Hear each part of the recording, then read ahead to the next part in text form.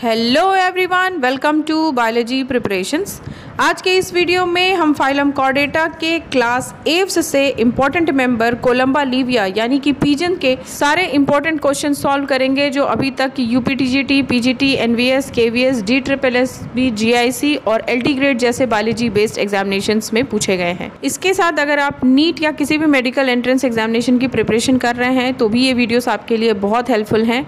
अगर आपने यूपीपीसीएस या यूपीएससी में अपना ऑप्शनल सब्जेक्ट जूलॉजी या बॉटनी में से लिया है तो भी हमारे पास सारे इंपॉर्टेंट वीडियोस हैं और सारा कंटेंट हमारे चैनल पे अवेलेबल है। आप यहाँ से अपनी स्टडी को और भी अच्छा कर सकते हैं।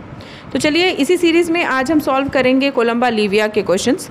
वीडियो स्टार्ट करने से पहले मेरी आपसे रिक्वेस्ट है कि अगर आपने मेरे चैनल को अभी तक सब्सक्राइब नहीं किया है तो इसे प्लीज़ सब्सक्राइब कर लें, साथ ही बेल आइकन प्रेस करें ताकि आपको मेरे वीडियोज़ के नोटिफिकेशंस टाइम टू टाइम मिलते रहें। तो चलिए स्टार्ट करते हैं क्वेश्चंस को सॉल्व करना। हमारा पहला क्वेश्चन है, infra orbital arcade is seen in the skull of. तो आपके पिजन के केस में जो अपर जॉ होता है जिसको मैक्सिलोपैलेटाइन अपैरेटस भी कहते हैं, ये दो आर्चेस या आर्केड का बना होता है।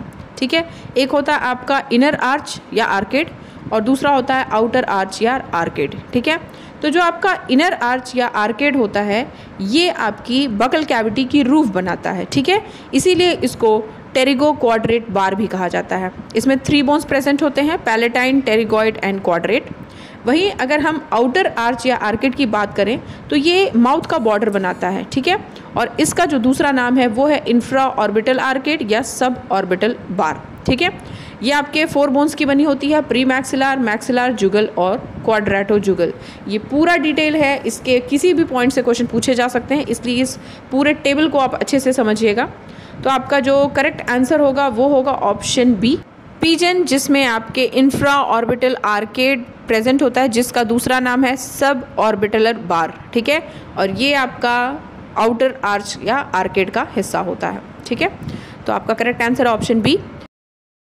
नेक्स्ट क्वेश्चन है, pigeon milk is secreted bye. तो आपके पिजन में पिजन मिल्क का सेक्रीशन होता है, ये आपका एक सॉफ्ट मिल्की नरिशिंग सेक्रीशन होता है जो कि क्रॉप की लाइनिंग से सेक्रेट होता है। क्रॉप आपका ईसोफेगस का मिडिल पार्ट होता है जो बाइलोब्ड हो जाता है, इलास्टिक हो जाता है और सैक लाइक स्ट्रक्चर बना लेता है जिसको क्रॉप कहते हैं। ठीक है, तो जो क्रॉप की लाइनिंग होती है एपिथेलियल सेल की, वही डिजेनरेट करके ये नरिशिंग सेक्रेशन को बनाती है। ठीक है, ये आपके मेल और फीमेल दोनों में सेक्रेट होता है और ये जो सेक्रेशन है ये यंग बर्ड्स में, ठीक है, नरिशमेंट प्रोवाइड करने के लिए होता है जब तक वो ग्रो नहीं कर जाते हैं। नरिशिंग सेक्रेशन है, इसलिए आपको ये लग सकता है कि ये मिल्क की तरह सेक्रेशन है, लेकिन इनमें मैमरी ग्लैंड तो प्रेजेंट नहीं होते हैं, ये मैमल्स तो है नहीं। तो इनमें जो ये सेक्रेशन मतलब अपने बच्चों को जो ये सेक्रेशन देते हैं यंग वंस को, ये देते हैं थ्रू रिगर्जिनेशन।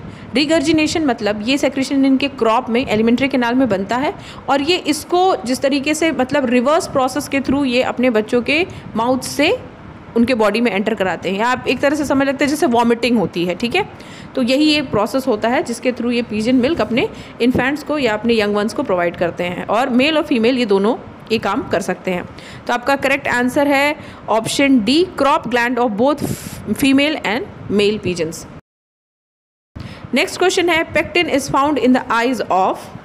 तो आपका जो पेक्टिन है वो पिजन की आई में प्रेजेंट होता है, ऑप्शन ए करेक्ट होगा।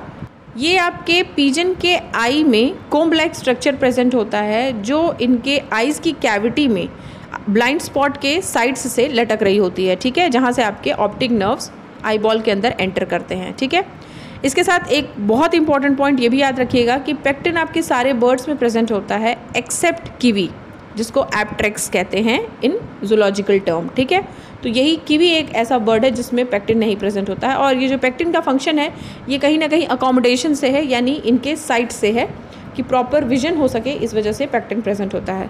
तो आपका ऑप्शन ए करेक्ट है। नेक्स्ट क्वेश्चन है, in which of the following animal the bones are lightest.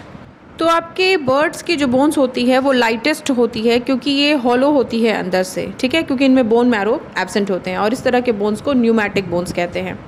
तो आपका जो करेक्ट आंसर होगा वो होगा option C, pigeon. Next question है, इन पिजन्स रेटिना पोसेस।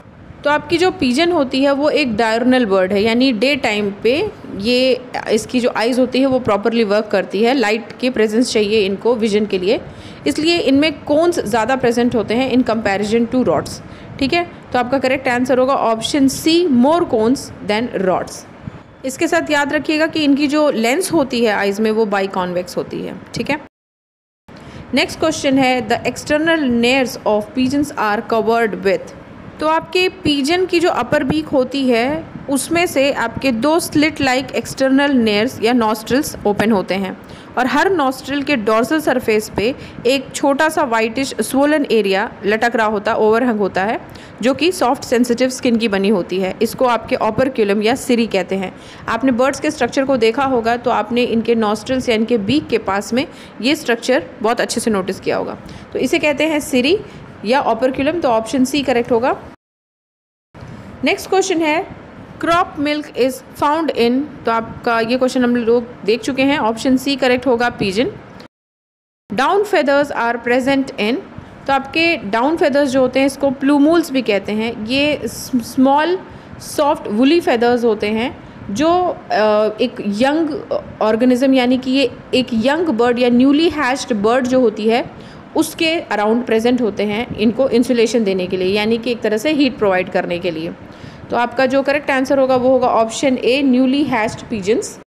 अब देखते हैं इस वीडियो का last question. Uropygial gland is associated with, तो आपके यूरोपाइजियल ग्लैंड को प्रीन ग्लैंड भी कहते हैं। ये आपका एक इंटेगमेंट्री ग्लैंड है जो कि बर्ड्स में फाउंड होता है। ठीक है, ये इनके टेल्स के एंड पे प्रेजेंट होता है जो ऑयली सेक्रेशन करता है, जिससे ये अपने बीक की हेल्प से अपने पूरे फेदर्स को लुब्रिकेट करते हैं। ठीक है, इसलिए आपका जो करेक्ट आंसर होगा वो होगा ऑप्शन डी, पिजन। तो स्टूडेंट्स, ये हमने कवर किया कोलंबा लीविया पिजन के सारे इंपॉर्टेंट क्वेश्चंस। ये सारे आपके पुराने क्वेश्चंस हैं जो एग्जामिनेशंस में पूछे गए हैं और लगातार पूछे जा रहे हैं। इन सारे टॉपिक्स के डिटेल्ड वीडियो यानी कि थ्योरी सेक्शन के वीडियोस भी मैं अपलोड करूँगी जल्दी से जल्दी, क्योंकि अभी एग्जामिनेशन का टाइम है तो आप पुराने क्वेश्चंस की ही प्रैक्टिस करें, वो ज़्यादा बेटर है। क्योंकि जब भी आप थियोरी पढ़ते हैं तो आपको अच्छा खासा टाइम चाहिए होता है और थियोरी सेक्शन काफ़ी लंबा होता है। लेकिन जो बेस्ट मेथड है स्टडी करने का वो यही है कि आप पहले थियोरी सेक्शन को अच्छे से कवर करें, उसके बाद क्वेश्चंस की प्रैक्टिस करें। और क्वेश्चंस की प्रैक्टिस भी ऐसे ही करें कि आप उनके सारे ऑप्शंस को देखते चलें, क्या क्वेश्चन में चेंजेस किए जा सकते हैं या नया ट्रेंड क्या है, उसी क्वेश्चन को किस तरीके से पूछा जा रहा है। तो ये आपके पुराने क्वेश्चंस को सॉल्व करने से ही आपको पता चलता है। तो मिलते हैं हम नेक्स्ट वीडियो में। हमारा जो नेक्स्ट वीडियो होगा वो होगा आपका रैबिट।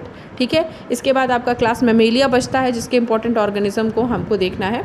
तो नेक्स्ट टॉपिक है हमारा क्लास मैमेलिया का इम्पॉर्टेंट ऑर्गेनिज्म रैबिट, यानी कि ऑरेक्टोलैगस के सारे इंपॉर्टेंट क्वेश्चंस हम देखेंगे नेक्स्ट वीडियो में। और उसके बाद फाइलम कॉर्डेटा का एक इम्पॉर्टेंट पार्ट हमारा बचेगा जो है हमारा poisonous and non poisonous snacks पे जो क्वेश्चंस पूछे जाते हैं। ठीक है, तो यही 2 वीडियोज़ हैं जो हमारे फाइलम कॉर्डेटा के बच रहे हैं। उसके बाद हम एंटायर आपका फाइलम का जो टॉपिक होगा वो हम कवर कर चुके होंगे। ठीक है, तो फिर मिलते हैं नेक्स्ट वीडियो में नेक्स्ट टॉपिक के साथ। Till then take care and good bye.